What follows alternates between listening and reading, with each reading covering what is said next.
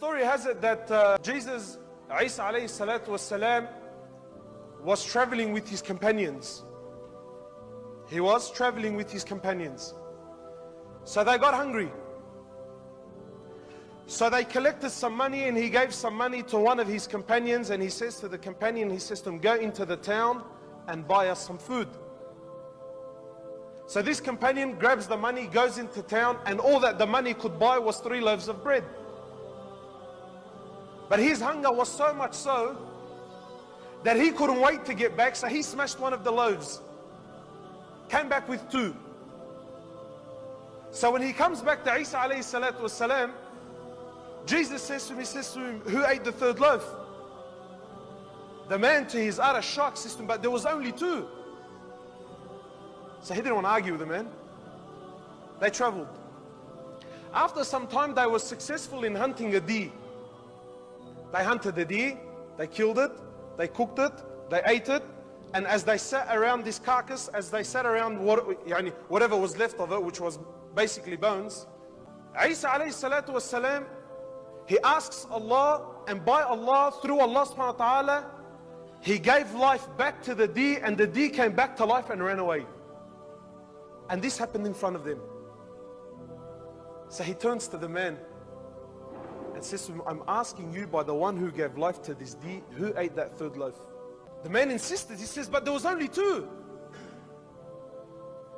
So he didn't argue, and they continued. As they traveled, they came to what was a flooded river, a river that they had to cross.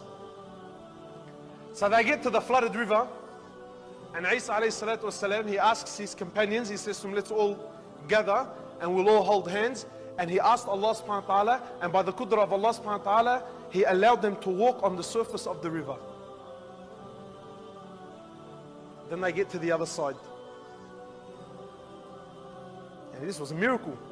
So he turns to the man and he says to him, I'm asking you, by the one that allowed us to walk on the face of this river, who ate that 3rd loaf?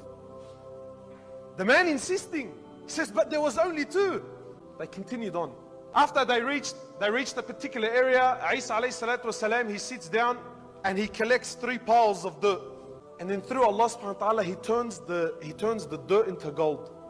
So he says to the man, he says to him, 1 pile is for you, 1 pile is for me, and that 3rd pile is for the one that ate the 3rd loaf of bread. So the man immediately jumps and said, I ate it.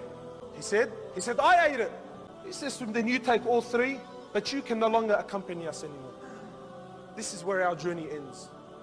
So the man, now overtaken by his new fortune, couldn't care less. So he sits back and he's looking at his new found fortune. Not long after, 3 thieves. Three thieves came. They see the man with the gold, and the first thing that came was they killed the man. There's gold. 3 of us, there's 1 of him. So they killed the man.